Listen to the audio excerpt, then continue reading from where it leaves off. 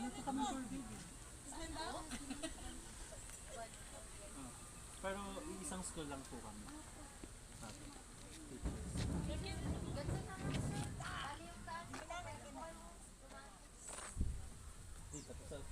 Donyang-donya ka sa damit ng mare ko ah. SDS yan. Yes. Alam mo kung saan SDS nakamag-anak siya. natin. Saan nga may mga kahayupan? Yung mga kamag-anak ni Kuya eh. Saan ba namin Ilang hektarya to, ma'am? Upo ka doon, tita Minang. Para kasama sa picture. Dito, dito ka,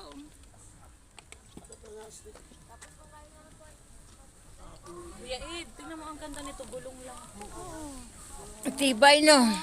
Ganda pag may ganito sa eco. Okay mga ma'am and sir. Bakit mo ba kami pinatawag? Pag doon daw tayo, doon yung bees and butterfly. Sige, doon muna tayo tapos. Tapos paglabas natin puro zoos. Ay, mga kapatid na nito. Yes. Sige, doon muna tayo sa Doon natin butterfly para makikita yung maganda. magandang uri.